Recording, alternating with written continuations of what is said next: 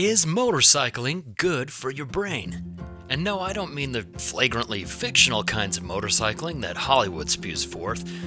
Animal skin clad, flamethrower wielding public enemies wheeling skull adorned death machines while smuggling illicit substances to their next bar fight. And I don't mean the extreme adrenaline junkie break every bone in your body over and over type motorcycling shown in shock media. What I'm talking about is real adventure motorcycling. Relatively low speeds, done on trails away from traffic dangers, safety gear from head to toe, wheels rarely leave the ground with a focus on scenery, discovery, camaraderie, awe, and oneness with nature. As somebody who rides motorcycles for a living, the question gets asked all the time, why do you ride a motorcycle? Why do you risk that? Well, besides the fact that it's my living, I'll let Joe Dirt answer that. You might as well ask, why is the tree good? Why is the sunset good? Why are blue... So let's get into the science of why motorcycling is actually really good. Not pseudoscience, the peer-reviewed, psychologist-backed, real science. From the physical act of riding itself and what riding does for our brain, the effect of being outdoors in nature, to the effects of riding as a united group. It begins with something called optic flow. EMDR, or eye movement desensitization and reprocessing, is a highly effective treatment for PTSD that involves the patient moving their eyes from side to side, or having some other stimulus from one side to the other, which actually mimics the optical flow of moving forward in space. Research has found that when you move through space, even if just walking, your eyes make constant lateral movements to continuously update your brain on where you are. While we maneuver during a trail ride, this optical flow is not just present, but it's amplified. And when our eyes track objects around us while moving through our world, the amygdala, the region of our brain involved with stress, anxiety, and fear, is suppressed. Negative emotions feel less intense, which allows us to solve problems and process painful experiences more efficiently.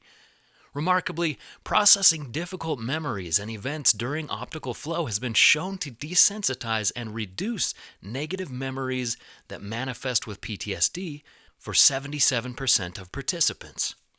And according to neuroscientist Shane O'Mara, the brain functions like a muscle and it can atrophy without proper exercise, literal exercise.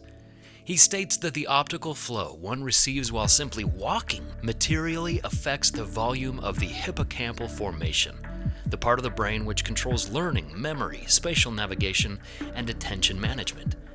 When moving through our world, whether taking it easy and walking down a sidewalk, or turbocharging our optic flow by riding a dirt bike down a single track, these areas of the brain actually get bigger.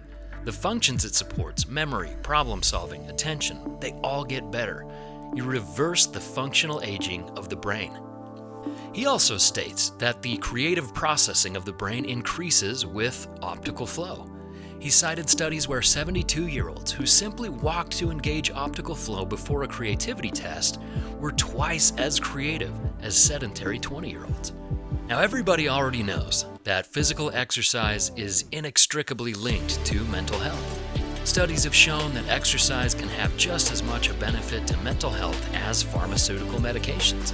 Well, when it comes to exercise, motocross, hard enduro, and other forms of dirt bike racing rank as some of the most difficult and physically demanding exercises in existence. Even on the comparatively easy rides that you see us do in this video, heart rates often reach the 140s and 150s. Trail riding is most certainly exercise. Exercise in any form improves memory, improves focus, and reverses the functional decline in the brain. It is proven to lower stress, increase happiness, and decrease levels of sadness and loneliness. It decreases depression and anxiety.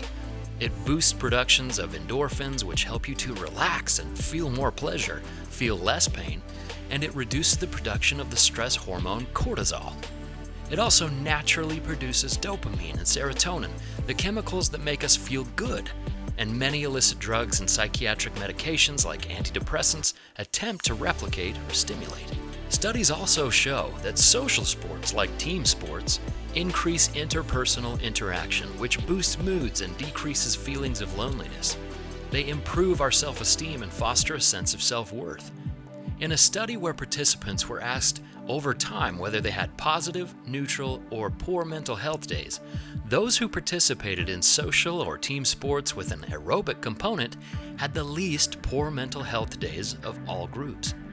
Motorcycling can be a solo endeavor, but if you trail ride with a group like what we're doing in this video, it quickly becomes a team effort. Now, you're not competing for points, times, or scores, but rather against nature, against the trail itself. The sense of camaraderie and teamwork that must be present to get through a difficult trail as a group, leaving no one behind, is unique to enduro motorcycling. It's difficult to describe, but the kinship and bonding that can happen during a difficult motorcycle ride is like nothing I've ever experienced in a traditional sports setting. I've actually hosted many combat veterans on these rallies, and some have said that the camaraderie experienced during a really difficult group motorcycle ride is reminiscent, though definitely not as acute, as the bonds formed during combat. And where else can we find that kind of fellowship? Social relationships are an absolutely critical part of our mental well-being. And it's kind of weird when we grow up, right? We leave high school or college and get married, pursue a career and a family, and usually after a few moves, maybe a few different jobs, suddenly our social circle shrinks to almost nothing. Old friends disappear. The days of team sports are kind of finished.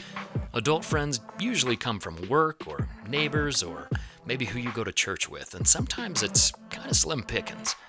The intrapersonal relationships that are critical for our mental well-being can really suffer as we get older and our social circles shrink. I mean, seriously, where does an adult go to meet new friends? Well, I have found that motorcycling has blessed me with a wealth of great friendships. My very best friends now I've all met through motorcycling. So we've talked about optical flow, we've talked about exercise, we've talked about the benefits of camaraderie and the importance of having a good social circle. What about the benefits of simply being outdoors in nature?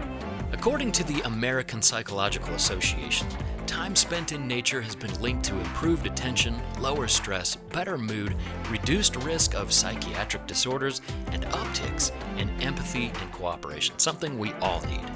In studies where groups of people were shown a mere picture of a natural scene performed cognitive tasks better versus a control group who were just shown a blank wall. Researchers suggest that the emotion of awe, or the feeling of an individual being part of a much bigger whole, really boosts that improved mental health state while being in nature. If you've ever seen something so beautiful that it made your jaw drop, or you simply uttered "wow" to yourself, you know exactly what I mean. It turns out those feelings are really good for our brains. And did you know that there's even a legitimate therapeutic modality called adventure therapy, and it's literally doing physically and mentally challenging things in the wilderness? Studies have shown that adventure therapy promotes healthy identity development, positive coping skills, and increased awareness of stress levels, resilience, self-efficacy, grit, and a growth mindset. So, there you have it.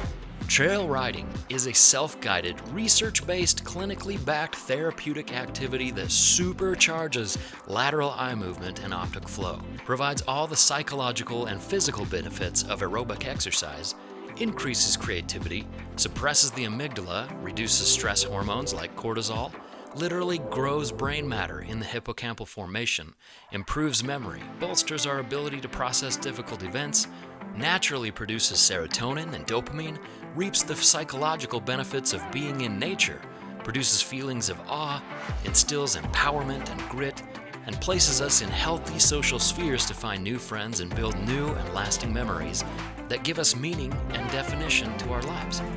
The best part is that it doesn't feel like therapy.